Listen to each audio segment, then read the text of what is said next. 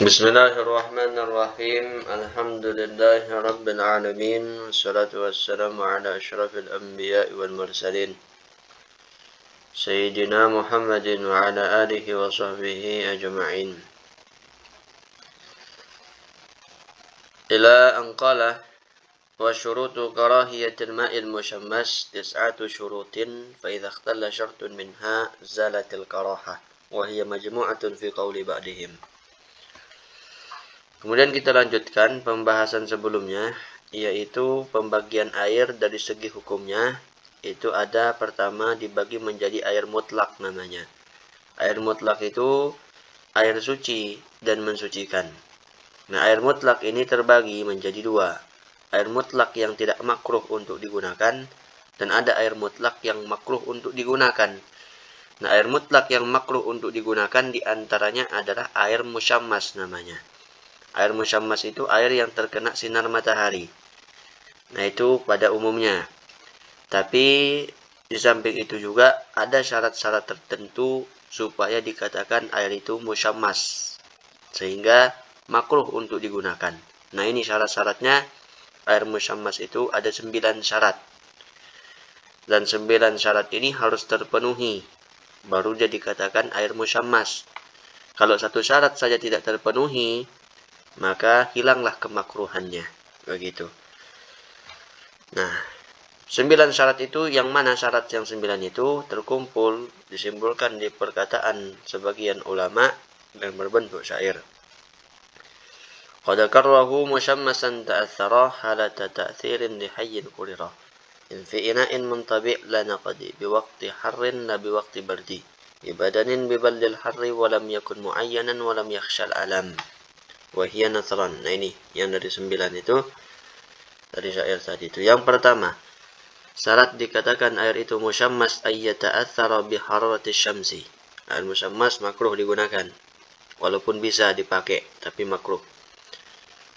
Syaratnya air musyammas dikatakan air musyammas, pertama dia terkena sinaran, sebab panasnya itu karena terkena sinar matahari. Nah, itu. Jadi ada wadah yang berisikan air, kemudian terkena sinar matahari. Nah, ini satu syarat sudah ada pada air musyammas itu. Kita lihat syarat selanjutnya. Ayusta'amala halata ta'athurihi bil hararah ay wa huwa sakhinun. Yang kedua, syaratnya digunakan memang di saat-saat lagi panasnya air itu. Nah, itu air musyammas, syarat kedua. Yang ketiga, ayasta'milahul hayyu. Digunakan oleh orang yang hidup. Orang yang hidup menggunakan air itu. Makruh. Itu syaratnya. Adapun kalau mayit, di sini ada terjadi perbedaan pendapat. Kalau menurut Imam Ibnu Hajar, enggak makruh kalau untuk mayit, walaupun air itu musyammas. Tapi kalau menurut pendapat Imam Ramli, tetap makruh. Karena mayit itu diperlakukan harus dengan sebaik-baiknya. Kasihan jadi kalau dikasih air panas, nggak tersakiti nanti kan. Nah, seperti itu. Jadi sebaiknya, tapi ya janganlah dipakai untuk mayit juga, walaupun ada pendapat yang mengatakan seperti itu. Nah, kemudian yang keempat, ayyakuna fi ina'in muntabi' kal hadid wan nuhas war rasas illa dhahab wal fiddah.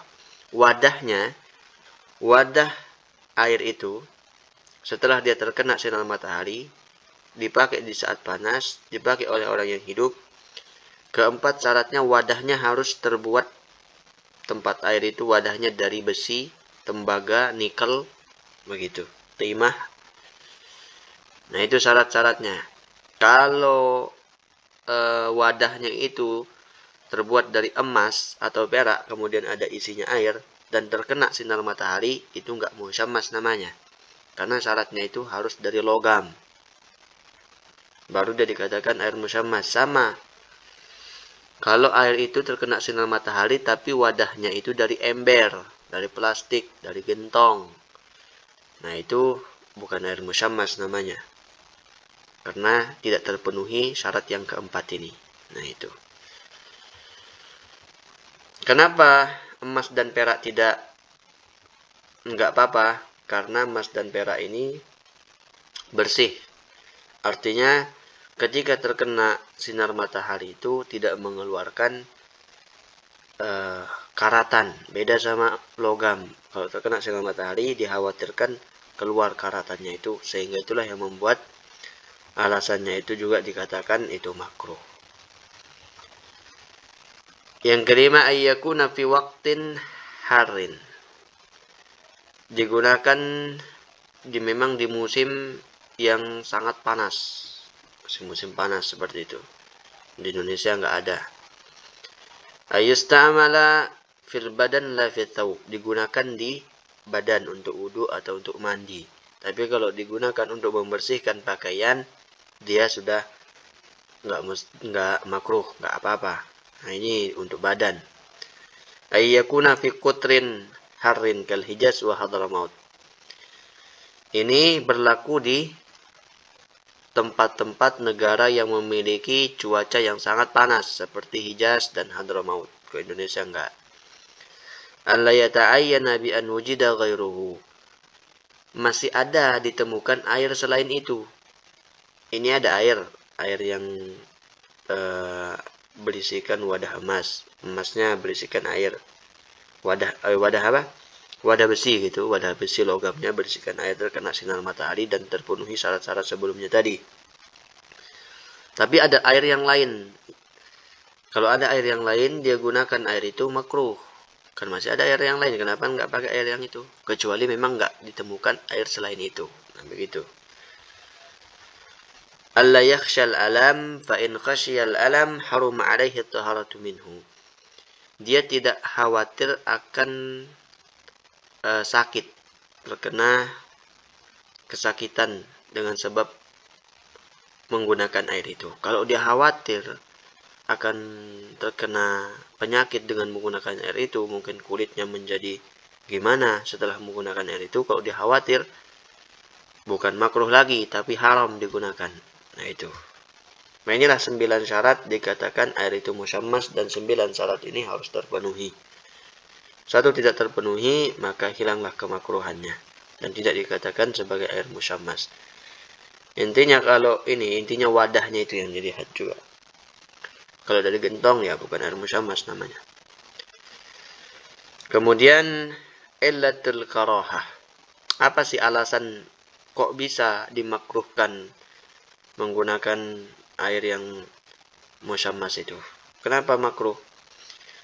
Anna ina al-ma'il musyammas takhruju minhu zuhumatun turisul baras, wa ikhtara al-Imam An-Nawawi adam al-karahah li da'fi ma warada fi dzalik. Alasannya karena wadah air musyammas itu mengeluarkan karatan sehingga bisa menyebabkan penyakit kulit. Begitu.